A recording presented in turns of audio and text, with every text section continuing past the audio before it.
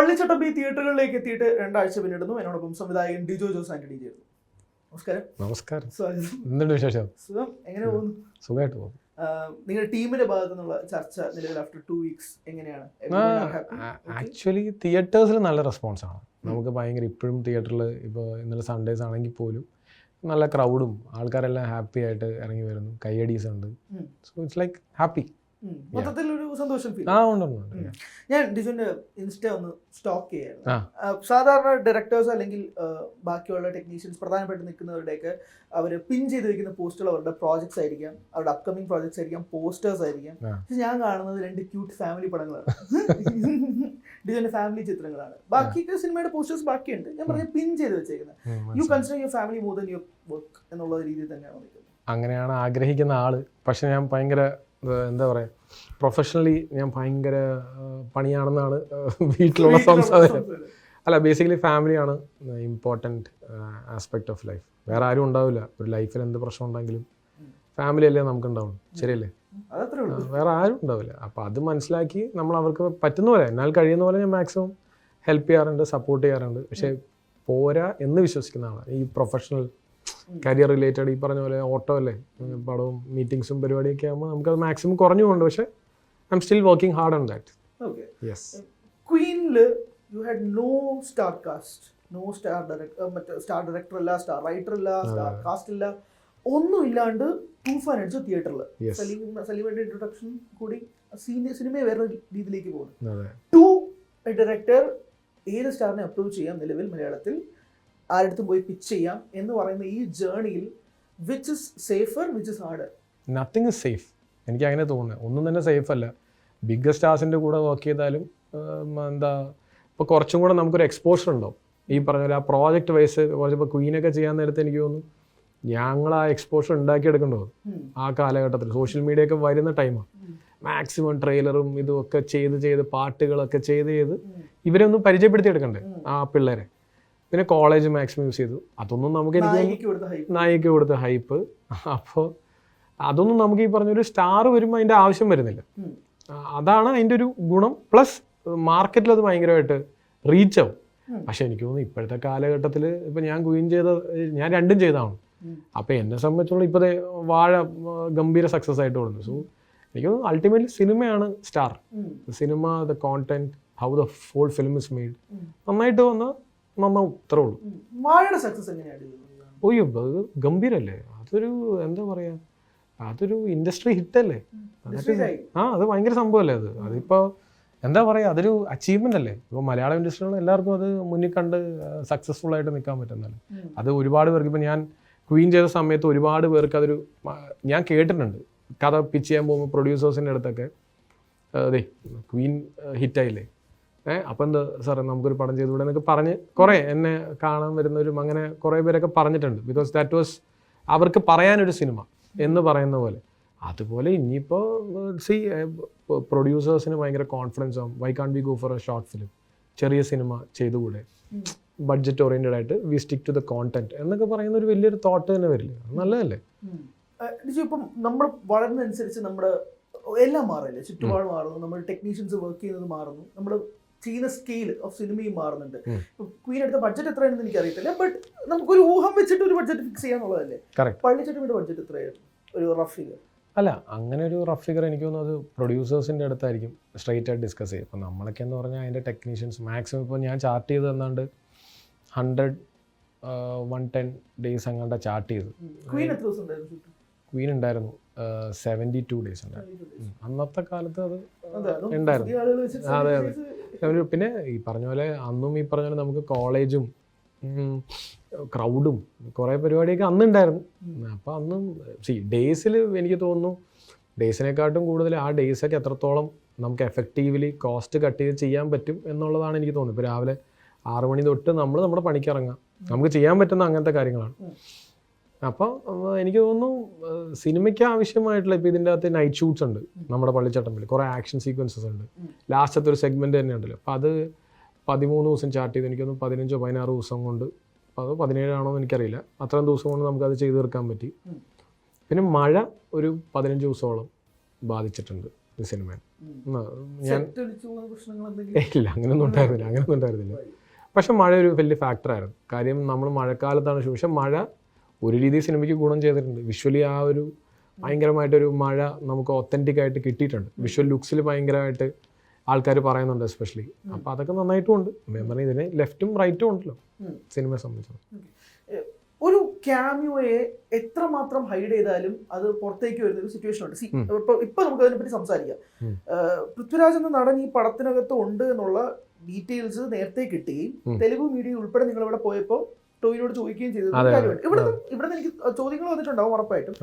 ഒരു ക്യാമിയോ ഒളിപ്പിച്ച് വെക്കാൻ നിങ്ങൾ എന്തൊക്കെ ചെയ്തിട്ടുണ്ട്? അത് ലീക്ക് ആകുമ്പോൾ ആസ് എ ഡയറക്ടർ എന്തൊക്കെ വിഷമങ്ങൾ ഉണ്ടാവാറുണ്ട്? അങ്ങനെയല്ല, ബേസിക്കലി എന്താണെന്ന് വെച്ച് കഴിഞ്ഞാൽ നമ്മളൊരു സിനിമയ്ക്ക് നമ്മളൊരു ക്യാമിയോ ഉണ്ടെന്ന് പറയുമ്പോൾ തന്നെ എക്സ്പെക്റ്റേഷൻ അതിഭീകരമാണ്, ശരിയല്ലേ? അത് അതിൻ്റെ പീക്കിലോട്ട് കൊണ്ടുപോകും. അപ്പോൾ ഞാൻ ഈ cinema it's A period film. ആ കാലഘട്ടത്തിൽ നടന്ന സിനിമ നമ്മളിപ്പോൾ പോർട്രേ ചെയ്തു. അപ്പോൾ ഇതിൻ്റെ അകത്തൊരു ക്യാമിയോ ഉണ്ട്. അതും 1930s തൊട്ട് നമ്മൾ കീപ്പ് ചെയ്യുന്ന ഒരു ക്യാരക്ടറാണ്. അപ്പോൾ അത് ആക്ച്വലി വരരുത്, പുറത്ത് വിടാൻ നമ്മൾ ഉദ്ദേശിച്ചിട്ടില്ല. കാര്യം അതൊരു വില്ലൻ ക്യാരക്ടറാണ്. സ്പെസിഫിക്കലി ഒരു പടത്തിൻ്റെ ഒരു വില്ലൻ അല്ലെങ്കിൽ വില്ലൻ്റെ മുകളിൽ നിൽക്കുന്ന ഒരു വലിയ ക്യാരക്ടറാണ്. അപ്പോൾ അയാൾക്കൊരു കഥയുണ്ട്. അപ്പോൾ ഇതൊന്നും നമ്മൾ മാക്സിമം പുറത്ത് വിടാതിരിക്കാൻ നമ്മൾ ശ്രമിച്ചിരുന്നു. നമുക്ക് അതിൻ്റെ ആവശ്യമില്ലല്ലോ എന്നുള്ള രീതിയിൽ. പക്ഷേ എന്താ പറയുക, ഇപ്പോഴത്തെ മീഡിയ അങ്ങനെയല്ലേ, നമുക്കത് എല്ലാവർക്കും ആ ക്വസ്റ്റ്യൻ, അതായത് പറഞ്ഞു ക്യൂരിയോസിറ്റി നമ്മൾ എന്തിനാണ് കീപ്പ് ചെയ്യുന്നത്. ഇപ്പോൾ നമ്മുടെ വീട്ടിലൊരു സർപ്രൈസ് നടത്താം. സർപ്രൈസ് എന്നുള്ള വാക്കിൻ്റെ വിലയാണ്. ബർത്ത്ഡേ പാർട്ടി എന്ന് വെച്ച് അപ്പോൾ നമ്മൾ ചിലപ്പോൾ മുതിർന്ന എനിക്കറിയാവുന്നൊരു ഫ്രണ്ടിൻ്റെ അമ്മേനെ വിളിച്ചിട്ട് പറയും, അവർ നിർത്തി അമ്മ ഇന്ന് സർപ്രൈസ് ഉണ്ട് കേട്ടോ എന്ന് പറഞ്ഞു കഴിഞ്ഞാൽ അമ്മ സർപ്രൈസിന് വരുന്ന ഇന്ന് സർപ്രൈസ് ഉണ്ട് കേട്ടോ എന്ന് പറയും. അപ്പോൾ സർപ്രൈസിൻ്റെ ഭംഗിയെ പോയി, ശരിയല്ലേ? ആ ഭംഗി ഇപ്പോൾ ഈ കാലഘട്ടത്തിൽ നമ്മൾ എത്രത്തോളം കീപ്പ് ചെയ്യാൻ ശ്രമിക്കുന്നു എന്നുള്ളതാണ് ഞങ്ങൾ ഉദ്ദേശിച്ചത്. പക്ഷെ അത് പാടാണ്, അത് പറ്റിയില്ല. അതുകൊണ്ടാണ് ഫസ്റ്റ് ഡേ നമ്മൾ വിചാരിച്ചിരുന്നത് അങ്ങനെ തന്നെയായിരുന്നു. ഫസ്റ്റ് ഡേ റിലീസിൻ്റെ അന്ന് എന്തായാലും നമുക്കറിയാം അതിൻ്റെ ക്ലിപ്സ് അടക്കം പുറത്തേക്ക് തിയേറ്ററിലും എല്ലാവരും സെലിബ്രേറ്റ് ചെയ്യുന്ന വീഡിയോസൊക്കെ കണ്ടല്ലോ. അപ്പോൾ അതറിയാവുന്നതുകൊണ്ടാണ് അന്ന് തന്നെ അന്നോ അത് അതിൻ്റെ അടുത്ത ദിവസം നമ്മൾ അതിൻ്റെ ആ ക്ലിപ്പ് അങ്ങ് റിലീസ് ചെയ്തതും സക്സസ് ടീസറും അങ്ങനെ തന്നെ നമ്മൾ വിട്ടത്. അത് ഓൾ പ്ലാൻഡ് ആയിരുന്നു, സ്റ്റിൽ അടക്കം എല്ലാം പ്ലാൻഡ്. അത് ഓൾറെഡി കാര്യം എന്തായാലും അത് വരില്ലല്ലോ, അത് ഉറപ്പായിട്ടും നമുക്ക് ഊഹിക്കാന്നല്ലേ. ഫസ്റ്റ് ഡേ ഇത് ഫുൾ ലീക്കാവും, പിന്നെ നമ്മൾ ഹോൾഡ് ചെയ്യേണ്ട കാര്യമില്ല. പിന്നെ എനിക്ക് തോന്നുന്നു ക്യാമിയോനെക്കാട്ടും കൂടുതൽ ഇപ്പോൾ നമ്മുടെ ഒരു സിനിമയിൽ ഏറ്റവും കൂടുതൽ നമുക്ക് വിഷമം തോന്നുന്നത് എൻ്റെ സിനിമയിലല്ല, ഇപ്പോൾ സസ്പെൻസ് എന്ന് പറയുന്നൊരു ഫാക്ടറില്ലേ. Cameo is a different thing. Cameo suspense ഓക്കെയാണ്, അത് ഇങ്ങനെ ഒരാളുണ്ട് ഇദ്ദേഹം ഇങ്ങനത്തെ ലുക്കിലാണ് വരുന്നത്, ഗുഡ്, വെൽ ആൻഡ് ഗുഡ്. പക്ഷേ അതല്ലാതെ സിനിമയുടെ കഥയിൽ ഒരു സസ്പെൻസ് നമ്മൾ കീപ്പ് ചെയ്യുമ്പോൾ അത് ഫസ്റ്റ് ഡേ, പക്ഷെ എനിക്ക് തോന്നുന്നു അത് കുറവാന്ന് തോന്നുന്നു. അങ്ങനെ നമ്മൾ പുറത്ത് പറയാറില്ല. ഇത് ക്യാമിയോ സസ്പെൻസ് അല്ല, അത് സെലിബ്രേറ്റ് ചെയ്യാൻ വേണ്ടി തന്നെയല്ലേ നമ്മൾ ചെയ്യുന്നത്. അപ്പോൾ അത് ഓഡിയൻസ് സെലിബ്രേറ്റ് ചെയ്യുമെന്ന് നമുക്കറിയാം. അതുകൊണ്ട് നമ്മൾ വിട്ടു. ആകെ ഉള്ളതെന്ന് പറഞ്ഞാൽ സിനിമയിലെ സസ്പെൻസ് പുറത്ത് വിടാതിരുന്ന അത്രയും നല്ലത്. കാര്യം അതാണല്ലോ സിനിമയെ ഹോൾഡ് ചെയ്യുന്നത്. അതെ അതെ. ഇപ്പം ഇൻസ്റ്റഗ്രാമിൽ ഒരു സിനിമ വന്നു കഴിഞ്ഞാൽ ഉച്ചയ്ക്ക് 2 മണിക്കോ അല്ലെങ്കിൽ 3 മണിക്കോ തന്നെ അതിന്റെ ക്ലിപ്പുകൾ വരും. തിയേറ്ററിൽ ഷൂട്ട് ചെയ്യുന്ന സാധനങ്ങൾ. എനിക്ക് ഇപ്പോഴും ഓർമ്മയുണ്ട്, ഞാൻ ഫസ്റ്റ് ഡേ ഫസ്റ്റ് ഷോ പള്ളിച്ചട്ടപ്പിൽ കഴിഞ്ഞിട്ട് 3:30 മണിയാകുമ്പോൾ ഇൻസ്റ്റാഗ്രാം നോക്കുമ്പോഴേക്കും രാജുവിന്റെ സീനുണ്ട്, അതിനകത്തുണ്ട്, ഇൻസ്റ്റയിലുണ്ട്. ഞാൻ പറയുന്നത് അത് സിനിമയ്ക്ക് ഗുണകരമാണോ എന്നുള്ളതാണ് ഒന്നാമത്. ഗുണകരമാണോ എന്ന് ചോദിക്കാൻ കാരണം ഓക്കെ ഇന്ന ആളുണ്ട് എന്ന് പറഞ്ഞ് ചിലപ്പോൾ ആളുകൾ വരാനുള്ള സാധ്യത. അത് ദോഷമാണോ? നിങ്ങളുടെ കണ്ടന്റ് ആണ് ലീക്ക് ചെയ്യുന്നത്, ഇതിൽ എവിടെ പ്ലേസ് ചെയ്യും? എന്താ തോന്നി? തോന്നി ഞാൻ പടം കണ്ടതുകൊണ്ട് എനിക്കതിൽ വേറെ പ്രശ്നം തോന്നിയില്ല. പക്ഷെ ഞാൻ വേറെ ആസ്പെക്റ്റിൽ ഞാൻ എൻ്റെ വീട്ടുകാരെ കൊണ്ടുപോയിരിക്കണം. അവരിത് കണ്ടു കഴിഞ്ഞാൽ പോയില്ലേ, അവരത് തിയേറ്ററിൽ കിട്ടേണ്ട സാധനം അവര്. പക്ഷെ എനിക്ക് നമ്മളിപ്പോ നമ്മൾ നിൽക്കുന്ന ഒരു ലൈഫ് അത്ര പേസ് അല്ലേ, എല്ലാ കാര്യം പടയെന്നല്ലേ വരുന്നത്. അപ്പൊ എനിക്ക് തിയേറ്ററിൽ ഷൂട്ട് ചെയ്യുന്നതിനെ പറ്റി എന്താ തോന്നുന്നത്? ഫുൾ സിനിമ ഫുൾ സിനിമയൊക്കെ ടോട്ടലി റോങ് അല്ലേ, ഭയങ്കര റോങ് അല്ലേ. ഇപ്പൊ നമ്മൾ അതിന് ആന്റി പൈറസി ഒക്കെ വെച്ചിട്ട് അവർക്ക് നിൽക്കാൻ പോലും സമയമില്ല, അവർ അതിനു വേണ്ടി തന്നെയാ കളി. അതെ അതെ, സീക്വൻസ് ഷൂട്ട് ചെയ്യും. രസംകൊല്ലികള് പോകുന്നത് ആക്ച്വലി എനിക്ക് തോന്നുന്നു ദാറ്റ്സ് നോട്ട് ഗുഡ്. പക്ഷെ നമുക്കൊന്നും ചെയ്യാൻ പറ്റില്ല. ഇപ്പൊ അവരുടെ സന്തോഷത്തിന്റെ പുറത്തല്ലേ അവരും ഇടുന്നത്, ശരിയല്ലേ? അതായത് അവരുടെ ഒരു സന്തോഷം സെലിബ്രേറ്റ് ചെയ്യുന്നതാണ് നമുക്ക് കാണാൻ സാധിക്കുന്നത്. ഇപ്പൊ നമ്മൾ തിയേറ്ററിൽ കണ്ടപ്പോൾ അവര് കൈയടിയും ഇതും പരിപാടിയൊക്കെ എടുത്ത് എറിയുമ്പോൾ ദേ ആർ സെലിബ്രേറ്റിംഗ് സ്റ്റാർ. അപ്പോൾ എനിക്ക് തോന്നുന്നു അത് ഉണ്ടാവും, അതെല്ലാ പടത്തിലും ഉള്ളല്ലേ. ഇപ്പോൾ നമ്മളൊരു രജനീകാന്തിൻ്റെയും മമ്മൂട്ടി മോഹൻലാലിൻ്റെ പടവും എല്ലാ പടത്തിൻ്റെയും ആ ഒരു ഇതായിരുന്നു.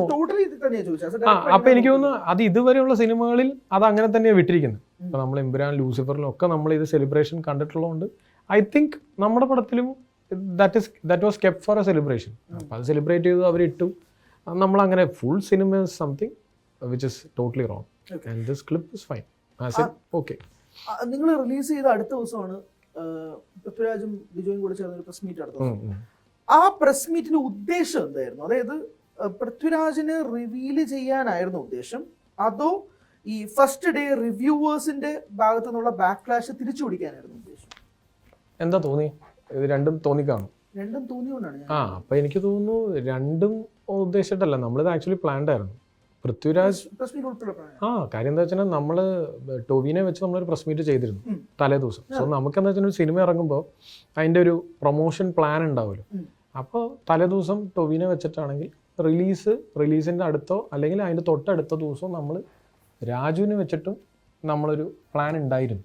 കാര്യം നമ്മളൊരു സ്റ്റാറിനെ ഇപ്പോൾ എന്താ പറയുക, നമ്മുടെ സിനിമയിൽ ഉൾക്കൊള്ളിക്കുമ്പോൾ is there for promotion also for the film. അല്ലാതെ അഭിനയിക്കാൻ പോകാന്നുള്ളത് മാത്രമല്ല, അപ്പോൾ പ്രൊമോഷൻ്റെ ഒരു ഭാഗമാണത്. അപ്പോൾ അതിനു വേണ്ടി തന്നെയായിരുന്നു press meet. It's part of promotion. പള്ളിച്ചട്ടമ്പിയുടെ പ്രൊമോഷൻ സ്ട്രാറ്റജി ഭയങ്കരമായിട്ട് ഇഷ്ടപ്പെട്ടു. നിങ്ങൾക്ക് വേണമെങ്കിൽ ഇത് ഭയങ്കരമായിട്ട് കത്തിച്ച് കയറ്റാം. ടോബിനോവിനെ വെച്ചിട്ട് നിങ്ങൾ ഒന്നാമത് ആ പോസ്റ്റർ തന്നെ, അതായത് പണ്ടത്തെ പോസ്റ്റർ ഉണ്ടാക്കിയ ഹൈപ്പ് എന്ന് പറയുന്നത് ചെറുതൊന്നുമല്ല. അതിൽ ടോബിനോയുടെ ലുക്ക് വെച്ചിട്ട് വേണമെങ്കിൽ നിങ്ങൾക്ക് അത് വെച്ചിട്ട് കണ്ടിന്യൂ ചെയ്യാം. അല്ലെങ്കിൽ എക്സാക്ട്ലി അതെ ഞാൻ പറയുന്നത് ഒന്നുകൂടെ കയറ്റി വെക്കാമായിരുന്നു. പലയിടത്തായിട്ട് പോയി വേണമെങ്കിൽ അവിടെ നിന്ന് കുറച്ചുകൂടെ കത്തിക്കാം, ഇങ്ങനെയൊക്കെ ചെയ്യാം. ബട്ട് സർഫസ് ലെവൽ വിട്ട് താണ്ടി പോകുന്ന ഒരു പരിപാടി നിങ്ങൾ ചെയ്തതായിട്ട് എനിക്ക് തോന്നുന്നില്ല. മാത്രമല്ല 10-ാം തീയതി റിലീസ് വെച്ചിട്ട് 15-ാം തീയതിക്കാണ് നിങ്ങൾ വെക്കുന്നത്. ആ ഒരു ലാസ്റ്റ് 4 ഡേയ്സും വേണമെങ്കിൽ നിങ്ങൾ ഭയങ്കരമായിട്ട് വേണമെങ്കിൽ ചെയ്യാം. പക്ഷെ അതും നിങ്ങൾ ചെയ്തില്ല. അതിന് പിന്നിലുള്ള സ്ട്രാറ്റജി എന്തായിരുന്നു? ലൈക്ക് നമുക്ക് ഇങ്ങനെ പോവാം അങ്ങനെ ആക്ച്വലി നമ്മളൊന്നും പ്ലാൻ ചെയ്തൊന്നുമല്ല. ബേസിക്കലി പടത്തിനെന്തായാലും ഓവർ ഹൈപ്പ് ഒന്നും കൊടുക്കാൻ നമ്മൾ ഉദ്ദേശിച്ചിട്ടുണ്ടായിരുന്നില്ല. ഇപ്പം നേരത്തെ പറഞ്ഞില്ലേ ക്യാമിയോ ഒക്കെ ഉണ്ടെന്ന് പറഞ്ഞാൽ ഡെഫിനറ്റ്ലി ഇത് ഭയങ്കര ഒരു സ്പേസിങ്ങിലേക്ക് പോകും. അതായത് ആൾക്കാരുടെ എക്സ്പെക്ടേഷൻ അതിഭീകരവും. ശരിയല്ലേ? ഇപ്പം നമ്മളീ പറഞ്ഞ പോലെ ആരെങ്കിലും ഒക്കെ നെഗറ്റീവ് പറഞ്ഞെങ്കിൽ അവരുടെ എക്സ്പെക്ടേഷൻ കീപ്പ് ചെയ്തിട്ടില്ലാന്ന് അവർ പറയും. അങ്ങനെ പറഞ്ഞിട്ടുണ്ടെങ്കിൽ അത് അവരുടെ റൈറ്റ് അല്ലേ? ശരിയല്ലേ? എന്നാൽ ഭയങ്കരമായിട്ട് ഇഷ്ടപ്പെട്ടു, ഇത് ഭയങ്കര സംഭവം എന്ന് പറയുന്ന ഒരു വലിയൊരു വിഭാഗം നമുക്കും കാണാൻ സാധിക്കുന്നുണ്ട്. അപ്പം ഞാൻ പറയുന്നത് എക്സ്പെക്ടേഷൻ കൂട്ടാൻ വേണ്ടി ഈ സിനിമയ്ക്ക് പ്രത്യേകിച്ച് നമ്മൾ അങ്ങനെയൊന്നും ചെയ്തിട്ടില്ല. This is what it was. ഇതായിരുന്നു ഈ സിനിമ. കാര്യം നമുക്കറിയാം ഈ സിനിമ 2 മണിക്കൂർ 11 മിനിറ്റാണ് ഈ സിനിമ. ഇതിൽ ഈ പറഞ്ഞ പോലെ നമ്മൾ 9-ാം തീയതി റിലീസ് ചെയ്യാനായിരുന്നു. ഇലക്ഷൻ വന്നു, 10 പിന്നെ സെൻസർ അവിടുത്തെ കട്ടും പരിപാടിയൊക്കെ വന്നപ്പോൾ നമ്മൾ അങ്ങനെ ഫൈനലി 15 വിച്ച് വാസ് ഫൈൻ. എല്ലാം നല്ലതിനാണെന്ന് ഞാൻ വിശ്വസിക്കുന്നത്. Which was good. പടം നന്നായിട്ട് വരുന്നുണ്ട്. ഒരു സജഷനാണ്, ഇപ്പം നിങ്ങൾക്ക് വേണമെങ്കിൽ ഇത് ടൊവിനോ ആൻഡ് പൃഥ്വിരാജ് ഒന്നിച്ചെത്തുന്നു, ലൂസിഫർ പറയും, പുരാൻ എന്ത് വേണമെങ്കിൽ നിങ്ങൾക്ക് പറഞ്ഞ് മാർക്കറ്റ് ചെയ്യാം. പക്ഷെ യു കെപ്റ്റ് ഇറ്റ് ഹിഡൻ. ഇപ്പൊ ആലോചിക്കുമ്പോഴേക്കും ഒരു ചാൻസ് കൂടെ കിട്ടുകയാണെങ്കിൽ അങ്ങനെ മാർക്കറ്റ് ചെയ്യുമായിരുന്നു. അല്ല, അതിന്റെ ആവശ്യമില്ലല്ലോ. ഈ സിനിമ പള്ളിച്ചട്ടമ്പിയുടെ കഥയല്ലേ. അപ്പൊ ഇതിൽ കാണാൻ വരുന്നവര് ബേസിക്കലി ഈ സിനിമയിൽ കാണാൻ വരേണ്ടവര് പള്ളിച്ചട്ടമ്പിയുടെ കഥ കാണാൻ വരുന്ന ഈ പണ്ടത്തെ കാലഘട്ടത്തില് ഞാൻ ചോദിക്കുന്നതെന്ന് വെച്ചാൽ വേണമെങ്കിൽ നമ്മൾ 2.0 പോസ്റ്റർ അല്ലെങ്കിൽ ബാഹുബലി പോസ്റ്റർ എടുത്ത് ടൊവിനോ എടുത്ത് പൃഥ്വിരാജ് വെച്ചിട്ട് ഫേസ് ഓഫ് അങ്ങനെ ഞാൻ ഐഡിയ വെച്ച് പറയുന്നതാ. അല്ല, അങ്ങനെ ഒരു തോട്ടൊക്കെ ഉണ്ടായിരുന്നു എനിക്ക് തോന്നുന്നു. ഇപ്പൊ നമ്മുടെ പ്രൊമോഷൻ സൈഡിലൊക്കെ ഐ മീൻ അവരുടെ ഡിസ്കഷനിലൊക്കെ വന്നു എന്ന് തോന്നുന്നു. വൈ കാണ്ട് വി എന്നുള്ള സാധനം. പക്ഷെ എനിക്ക് തോന്നുന്നു ഈ സിനിമയ്ക്ക് അതിന്റെ ആവശ്യമില്ല. കാര്യം ഒരു പീരിയഡ് സിനിമയല്ലേ, 1957 അത് ഭയങ്കര അത്യാവശ്യമാണ്. നമ്മൾ സിനിമയുടെ മേളിൽ കയറി പ്രൊമോട്ട് ചെയ്തിട്ടൊന്നും നമുക്കൊന്നും നേടാനില്ലല്ലോ. സിനിമ കാണാൻ വരുന്നൊരു എന്നിട്ട് ഒരു എക്സ്പെക്ടേഷൻ മീറ്റ് ചെയ്യുന്നില്ല എന്ന് പറയുന്ന ഒരു വിഭാഗം നമുക്ക് കാണാം. അപ്പോൾ നമ്മൾ ആ സിനിമയ്ക്ക് അനുസരിച്ച് നിൽക്കുക, അതാണ് അതിൻ്റെ ഒരു റൈറ്റ്. പട്ടേലർ കുഞ്ഞമ്പു നമ്പ്യാർ എന്ന കഥാപാത്രത്തിന്റെ ഫസ്റ്റ് ഇൻട്രൊഡക്ഷനെ ഭയങ്കരമായി സ്വീകരിച്ച ഓഡിയൻസിന് സെക്കൻഡ് ഇൻട്രൊഡക്ഷനിൽ ഭയങ്കരമായ ബാക്ക്ലാഷ് വന്നു. ഇതെന്ത് ഇങ്ങനെ ലുക്ക് എന്നത് ഉൾപ്പെടെയുള്ള ചോദ്യങ്ങൾ വന്നു. മനസ്സിലായി ഡയറക്ടർ എന്താണ് പറയാനുള്ളത്? അല്ല, അന്നത്തെ ഇപ്പോൾ ഞാൻ എന്താ പറയാ, ഇപ്പോൾ ഒന്നെങ്കിൽ ആ താടി അവോയ്ഡ് ചെയ്യാമായിരുന്നു. പക്ഷെ താടി വെച്ച് നമ്മൾ കണ്ടിരുന്നത്, നമ്മൾ വരച്ചു വെച്ചൊരു ലുക്ക് ഉണ്ടായിരുന്നു.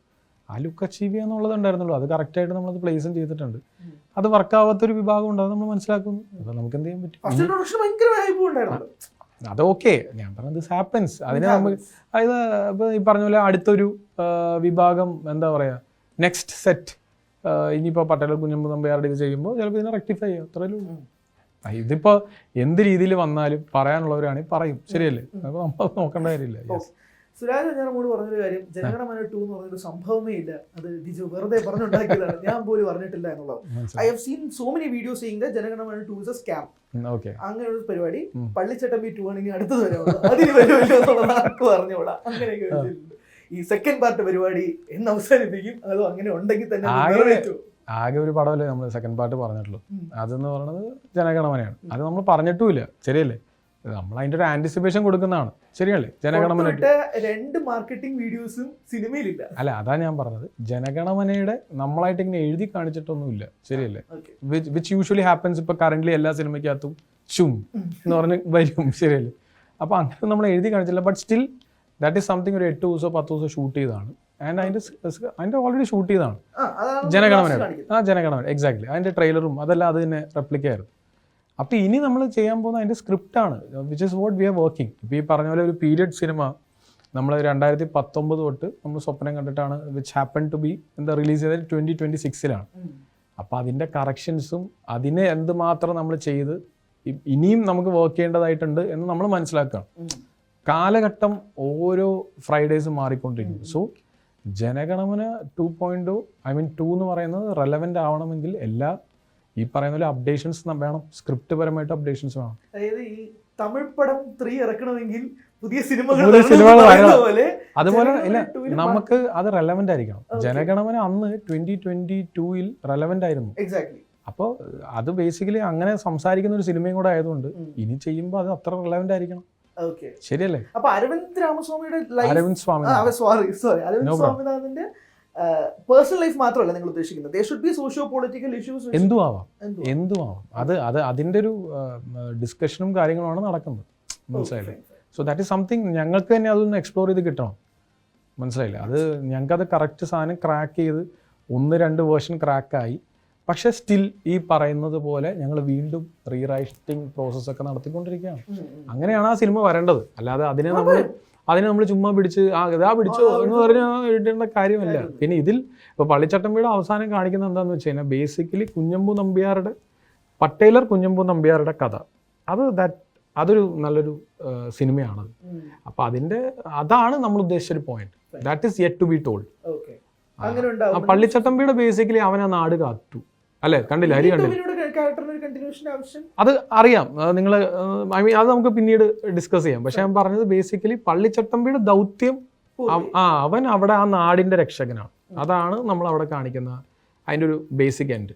ദിസ് ഈസ് ബേസിക്കലി മറ്റൊരു ക്യാരക്ടറിന്റെ ഒരു ഉദയമാണ് നമ്മളവിടെ ഉദ്ദേശിക്കുന്നത്. പള്ളിച്ചട്ടമ്പി ക്വീനിന് ശേഷം ചെയ്യുന്ന സിനിമയല്ലേ? അതെ, ചെയ്യാനിരുന്ന സിനിമയാണ്. അപ്പോൾ ഏകദേശം ഒരു 2019 അല്ലെങ്കിൽ 20 ചർച്ചകൾ തുടങ്ങിയതാണ് ഞാൻ വിശ്വസിക്കുന്നത്. 2018 ചർച്ച തുടങ്ങി, റിലീസ് 2026, 8 വർഷം എടുത്തു.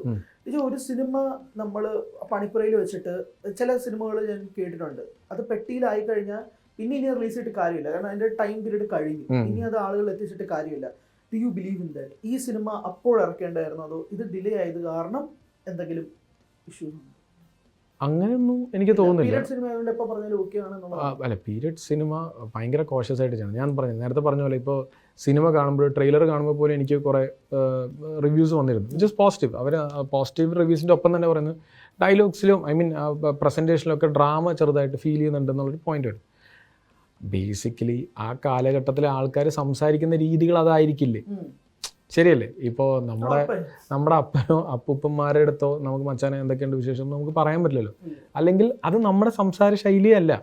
പക്ഷെ അതിന് എത്രത്തോളം നമുക്ക് ഓക്കേഷായിട്ട് കൊണ്ടുപോകാൻ പറ്റുമോ അതാണ് നമ്മൾ നോക്കേണ്ട ഒരു കാര്യം. വിച്ച് ഇസ് വാട്ട് ഞാൻ ടേക്ക് കെയർ ചെയ്തു. നമുക്ക് ഈ സിനിമയാണെങ്കിൽ പോലും എത്രത്തോളം ആ പീരിയഡിസിറ്റി അതിൻ്റെ ഒരു കാലഘട്ടം കീപ്പ് ചെയ്യുക, കൂടാതെ എത്രത്തോളം നമുക്ക് അതിനെ ഒന്നൊരു ബേസ് ലൈൻ ചെയ്ത് ഈ കാലഘട്ടത്തിലും ഓഫ് ഗാർഡ് ആവാതെ പിടിച്ചു നിർത്താൻ പറ്റുക. ഇത് മാത്രമേ നമുക്ക് ചെയ്യാൻ പറ്റത്തുള്ളൂ. ഇപ്പോൾ ഉദാഹരണത്തിന് വലിയൊരു എന്താ പറയുക, ഒരു പീരിയഡ് ഇതെടുക്കുക, വെയിൽ തുമ്പി തിളവയോ അങ്ങനെ എന്തെങ്കിലുമൊക്കെ എടുത്ത് നമ്മൾ ചെയ്യാൻ നിൽക്കുമ്പോൾ അവരിപ്പോൾ മുന്നിലിരുത്തി സംസാരിക്കുന്ന പോലും നമുക്ക് പറയാൻ പറ്റില്ല. അല്ലെങ്കിൽ ഒരു വടക്കൻ വീരകഥ അത് അന്ന് കൾട്ട് ക്ലാസിക്കായിരുന്നു, പറയാൻ പറ്റില്ല. അത് ഇപ്പോൾ നമുക്ക് എങ്ങനെ ടേക്ക് കെയർ ചെയ്യാൻ പറ്റും എന്നുള്ളത് യെറ്റുനോ നമുക്കേ അറിയില്ല. അതുകൊണ്ടാണ് ഞാൻ ബേസിക്കലി നമുക്കറിയാവുന്ന ഒരു പ്രിമൈസ് EMSഉം ഒക്കെ ഉണ്ട്. ഏത് ഇപ്പോഴത്തെ കാലഘട്ടത്തിലും കുറച്ച് ആൾക്കാർക്ക് മനസ്സിലാവുന്ന ഒരു EMS നമ്മുടെ കേരളത്തിൻ്റെ ഫസ്റ്റ് എന്നൊക്കെ പറയുന്നത് നമുക്ക് ആ ഒരു തോട്ട് പ്രോസസ്സ് ഉള്ള ഒരു ജനതയുടെ മുമ്പിലേ ഇത് അവതരിപ്പിക്കാൻ പറ്റും. ഇതും കഴിഞ്ഞ് പോയാൽ ഇത് അവതരിപ്പിക്കാൻ പറ്റില്ല. അതാണ് നമ്മൾ അതിൻ്റെ ഒരു റെലവൻസ് കീപ്പ് ചെയ്താൽ I think that will work. ഈ സിനിമ 10-ാം തീയതി ഇറങ്ങേണ്ടതായിരുന്നു, 9-ാം തീയതി ആയിരുന്നു, പിന്നെ 10-ാം ഇലക്ഷൻ. ഓക്കെ, അത് മനസ്സിലാക്കാം. 10-ാം തീയതി കഴിഞ്ഞിട്ടാണ് ഈ സെൻസർ ഇഷ്യൂ വരുന്നത്. ഈ സിനിമ കാണുന്ന സമയത്ത് എനിക്ക് കുറച്ച് കല്ലടിയായിട്ട് തോന്നിയത് ഈ ENS എന്ന് എഴുതി കാണിക്കുക, NM ചാണ്ടി എന്ന് ചാണ്ടി. അപ്പം നിങ്ങൾ യൂസ് ചെയ്തത്, ഞാൻ സുരേഷേട്ടനോട് സംസാരിച്ചപ്പോൾ സുരേഷേട്ടൻ പറഞ്ഞത് നിങ്ങൾ യൂസ് ചെയ്തത് അതേ പേരുകൾ തന്നെയാണ് എന്നുള്ളതാണ്. എന്താ പറ്റിയത്? അല്ല, അത് അവിടുന്ന് റിക്വയർമെന്റ് വന്നിരുന്നു ഇതിന്റെ പേരുകൾ മാറ്റാൻ. അതെ, ബേസിക്കലി എനിക്ക് തോന്നുന്നു അവരുടെ സെൻസർ ഗൈഡ് ലൈൻ വെച്ചിട്ട് നമ്മൾ ആരെങ്കിലും ഡീഫെയിം ചെയ്യാൻ ഉദ്ദേശിക്കുന്നുണ്ടെങ്കിൽ മാത്രമാണ് അതെ മാറ്റണം. പക്ഷെ ഇത് അവര് സ്ട്രിക്ട്ലി അവരുടെ അഡ്വൈസറി കമ്മിറ്റി സെൻസറിന് നമ്മൾ April 2 സംതിങ് ആവുന്നത്. അപ്പോൾ അവിടെ നിന്നല്ല, അത് കഴിഞ്ഞിട്ട് പിന്നീട് നമ്മൾ മേളിലോട്ട് പോയപ്പോഴാണ്, ബോംബെ ചെന്നിട്ട് നമ്മൾ സെൻസർ സർട്ടിഫിക്കറ്റിന് വേണ്ടി ചെന്നപ്പോഴാണ് അവിടെ നിന്നുള്ള റിക്വയർമെന്റ് ആയിരുന്നു ഇത്. ഇവിടുന്ന് ഇറ്റ് വാസ് ഫൈൻ. പക്ഷെ എന്താ വെച്ചാൽ ഈ പെരുമാറ്റച്ചട്ടം നിൽക്കുന്നതുകൊണ്ട് നമുക്ക് സെൻസർ സർട്ടിഫിക്കറ്റ് തരാൻ പറ്റില്ല. അപ്പം നമുക്ക് ബേസിക്കലി മുന്നോട്ട് പോകണം. അപ്പം മേളിലോട്ട് പോയപ്പോഴുള്ള അവിടെ നിന്നുള്ള റിവ്യൂ ആയിരുന്നു ഇങ്ങനത്തെ. സോ അത് ഭയങ്കര ക്ലാരിറ്റിയോടെ നമ്മൾ മാറ്റിയേ പറ്റൂ എന്നാണ് നമുക്ക് പറ്റിയത്. അപ്പം ഞാൻ പല രീതിയിലും നമ്മൾ കോൺവെർസേഷൻ ഉണ്ടായിരുന്നു. ബട്ട് ദേ വോണ്ടഡ്, എനിക്ക് തോന്നുന്നു അവരുടെ മുന്നത്തെ എന്തെങ്കിലും പ്രശ്നങ്ങൾ കൊണ്ടായിരിക്കാം. അപ്പം നമ്മളത് ചെയ്യാം, അത്രേ ഉള്ളൂ. ഇച്ചിരി എന്താ പറയുക, നമുക്ക് കേരളത്തിലുള്ളവർക്ക് ഏറ്റവും കൂടുതൽ സുപരിചിതമായ പേരുകളല്ലേ ENS നമ്പൂതിരിപ്പാടും ഈ പറഞ്ഞ പോലെ. അപ്പോൾ ആരെയും ഡിഫെയിം ചെയ്യുന്നില്ല, ബട്ട് സ്റ്റിൽ നമുക്ക് അവരെയൊക്കെ ആക്ച്വലി ഓർമ്മപ്പെടുത്തുകയാണ് ചെയ്യുന്നത്. ഈ സിനിമയിൽ നിന്നൊക്കെ ആ കാലഘട്ടം ഓർമ്മപ്പെടുത്താനാണ് നമ്മൾ ശ്രമിക്കുന്നത്. പക്ഷെ അത് അങ്ങനത്തെ ഒരു അവരുടെ സൈഡിൽ നിന്ന് അങ്ങനത്തെ റിക്വയർമെന്റ് വന്നു, നമ്മളതൊക്കെ ചെയ്യാം. ഈ സിനിമ കണ്ട് ഇതിന്റെ ചരിത്രം തേടി പോയ ആളുകൾ ഉൾപ്പെടെ ഉണ്ട്. എന്താണ് ആക്ച്വലി സംഭവിച്ചത്? അല്ല, ശരിക്കും എനിക്കും ആ ചരിത്രമാണ് സുരേഷ് ഏട്ടൻ കഥ പറയുമ്പോൾ ഭയങ്കര എക്സൈറ്റിംഗ് ആയിട്ട് തോന്നുന്നത്. അതായത് ഒരു ക്രിസ്റ്റഫർ സേന ഉണ്ടായിരുന്നു, അങ്ങനെയൊക്കെ ഉണ്ടായിരുന്നു. പണ്ട് നടന്നിരുന്ന കുറേ കലാപങ്ങൾ ഇതിനെ ചൊല്ലി ഉണ്ടായിരുന്നു. ഇതൊക്കെ നമ്മൾ അറിഞ്ഞിരിക്കേണ്ടതും നമ്മൾ ചരിത്രപരമായിട്ട് നമ്മുടെ കേരളത്തിൽ നടന്ന കാര്യങ്ങളാണ്. അപ്പോൾ ഇതിനെ ചുറ്റിപ്പറ്റി നമ്മളൊരു ഫിക്ഷനസ് ഒരു സിനിമ ഉണ്ടാക്കുക എന്നുള്ളതാണ് ഉദ്ദേശം. അല്ലാണ്ട് അതിനെ ഡയറക്റ്റ് വെച്ച് കഴിഞ്ഞാൽ ഒരുപക്ഷെ എനിക്കൊരു കമേഴ്ഷ്യൽ സിനിമ ചെയ്യാൻ പറ്റില്ല. അപ്പോൾ അതിനെ കമേഴ്ഷ്യലൈസ് ചെയ്യുക, അതാണ് ഉദ്ദേശം. അപ്പോൾ അത് ആവശ്യമുള്ള ഒരു സിനിമയായിട്ട് എനിക്ക് തോന്നി. യെസ്, താങ്കളുടെ കരിയർ ഭയങ്കര രസകരമാണ് എന്ന് പറഞ്ഞാൽ നമ്മളൊന്നും പുറത്തുനിന്ന് നോക്കുമ്പോഴേക്കും ആരോടെയൊക്കെ വർക്ക് ചെയ്യുന്നത്. സിനിമ വിട്ട് കഴിഞ്ഞാൽ ആഡിലാണെങ്കിൽ മമ്മൂക്കയും സമന്തിയും ലാലേട്ടനും Anil Kapoor going ways right, എവിടേക്കോ പോകുന്നു. 30 സെക്കൻഡ് ആടാണെങ്കിലും 1 മിനിറ്റ് ആടാണെങ്കിലും you getting to work with them, right? നമ്മൾ കൊതിക്കുന്ന ആളുകളുടെ കൂടെ വർക്ക് ചെയ്യുക എന്ന് പറയുന്നത് ചെറിയ പരിപാടിയല്ലല്ലോ. അതെങ്ങനെയാണ് ഈ ബാലൻസിങ് പരിപാടി? ഇവരുടെ കൂടെ ചെയ്യുക, അല്ലെങ്കിൽ ഇവരെ പിച്ച് ചെയ്യുമ്പോൾ ഇവരെ ഇംപ്രസ് ചെയ്യുക, ഈ ആഡിലൂടെ ആണെങ്കിൽ അടുത്ത സിനിമ കൺവേർട്ട് ചെയ്യുക, അങ്ങനത്തെ പരിപാടി? ആഡിലൂടെ ഒന്നും സിനിമ കൺവേർട്ട് ചെയ്യാറില്ല. രീതിയിൽ ഒരു അവസരം കിട്ടി കണ്ടു കഴിഞ്ഞാൽ ഒരു ഐഡിയ ഉണ്ട്. അത് വേറെ തന്നെ ഒരു ജോലിയല്ലേ. നമുക്ക് അവിടെ പോയി ഇപ്പോൾ എന്താ പറയുക, ഇപ്പോൾ ഇൻ്റർവ്യൂ ചെയ്യുന്ന സമയത്ത് പെട്ടെന്ന് അവിടെ നിന്ന് കൺവേർട്ട് ചെയ്ത് പോകാം, നമുക്ക് വേറൊരു പരിപാടികളുണ്ട് എന്ന് പറയാൻ പറ്റില്ലല്ലോ. അപ്പോൾ അത് വേറെ തന്നെ ഒരു ഡൊമൈനാണ്. അപ്പോൾ അതിൻ്റേതായൊരു ടെക്നീഷ്യൻസും ടോട്ടലി ഡിഫറെൻ്റ് ആണ്. സിനിമ ടോട്ടലി ഇപ്പം ഞാൻ പറഞ്ഞില്ലേ, സിനിമ ചെയ്യുന്നവർ എനിക്ക് തോന്നുന്നു റൈറ്റേഴ്സൊന്നും അങ്ങനെ ആഡ്സിൽ എഴുതുന്നവരല്ലല്ലോ. അപ്പോൾ അതൊരു ഡിഫറെൻറ്റ് പിച്ചിങ് ആണ്. പരിപാടിയെ വേറെ തന്നെയാണ്. രസമായിരുന്നു. ഇപ്പോൾ അനിൽ സാറൊക്കെ ആണെങ്കിലും ഭയങ്കര വന്നിട്ട് നമ്മൾ മലയാളിയാണ്, അപ്പോൾ പ്രിയൻ സാറും ഇവരുടെയൊക്കെ കൂടെ വർക്ക് ചെയ്ത അപ്പോൾ അങ്ങനത്തെ കുറേ മലയാളം എങ്ങനെയുണ്ട് എന്നെ കാണാൻ, മമ്മൂട്ടി മോഹൻലാൽ സാറിനെ പോലെയാണോ എന്നൊക്കെ പറഞ്ഞ് പുള്ളി ഭയങ്കര, അപ്പം നമ്മളെ കണക്ട് ചെയ്യുന്ന മമ്മൂട്ടി സാറും മോഹൻലാൽ സാറിൻ്റെ പേരൊക്കെ പറഞ്ഞിട്ടാണ്. ഫണ്ണായിരുന്നു, സെറ്റിലൊക്കെ ഫണ്ണായിരുന്നു. സോ ഇറ്റ് ഇസ് ഇത് മാത്രമല്ല, ഈവൻ മോഡൽസിൻ്റെ കൂടെ വർക്ക് ചെയ്യുമ്പോൾ പോലും നമുക്ക് ബേസിക്കലി എന്ന് പറഞ്ഞാൽ ഐഡിയ ക്രാക്ക് ചെയ്യുക, അത് നമ്മളുടെ ഒരു സ്റ്റോറി, ബേസിക്കലി ഫിലിം മേക്കേഴ്സ് എല്ലാം സ്റ്റോറി ടെല്ലേഴ്സ് അല്ലേ. അവർ നമ്മൾ ഈ എഴുതി വെച്ചിരിക്കുന്നതോ അല്ലെങ്കിൽ റൈറ്റേഴ്സ് എഴുതി വെച്ചിരിക്കുന്നത് നമുക്ക് സ്ക്രീനിൽ കൊണ്ടുവരിക എന്നുള്ളതാണ് നമ്മുടെ ബേസിക് ഒരു എന്താ പറയുക ആഗ്രഹവും സ്വപ്നവും. അത് സാധിച്ചെടുക്കാൻ നമ്മൾ ഈ പറഞ്ഞ 30 സെക്കൻഡ് ആയിക്കോട്ടെ. എനിക്കൊരു ഷോർട്ട് ഫിലിം, ഞാൻ മ്യൂസിക് വീഡിയോസ് ചെയ്തിട്ടുണ്ട്, ഷോർട്ട് ഫിലിം ചെയ്തിട്ടുണ്ട്. അപ്പോൾ എനിക്കതൊക്കെ ഭയങ്കര എക്സൈറ്റിംഗ് ആണ്. അപ്പോൾ എത്രത്തോളം മ്യൂസിക് വീഡിയോ ചെയ്യാൻ പറ്റുമോ നമ്മളത് ചെയ്യും. We shouldn't stick to film അല്ലെങ്കിൽ എന്താ ആഡ്സ്, അങ്ങനെയല്ല. നമുക്ക് എന്ത് എക്സൈറ്റിംഗ് ആയിട്ട് കിട്ടുന്നോ അതെന്ന് പോകുന്നു അന്ന് കഴിഞ്ഞു. അതാണ് എനിക്ക് തോന്നുന്നത്. അപ്പോൾ ചെറുതായിക്കോട്ടെ, ചെറിയൊരു 30 മോണിറ്ററിന് മുന്നിൽ ഇരിക്കുന്നതാണ് ഹൈ. അത് ആ മോണിറ്റർ മുന്നിൽ മുതലുള്ള ഐ മീൻ മോണിറ്ററിന്റെ മുന്നേക്കാട്ടും കൂടുതൽ നമ്മളെ ക്രൂ ഇല്ലേ, ഇതെല്ലാവരും നമ്മളെ സപ്പോർട്ട് ചെയ്ത് ആ കൊണ്ടുവരുന്ന ഒരു ഫൈനൽ വിഷൻ ഇല്ലേ, അത് എത്തിക്കുക എന്നുള്ളൊരു വലിയ പ്രോസസ്സല്ലേ. അത് നമ്മൾ എൻജോയ് ചെയ്യുക.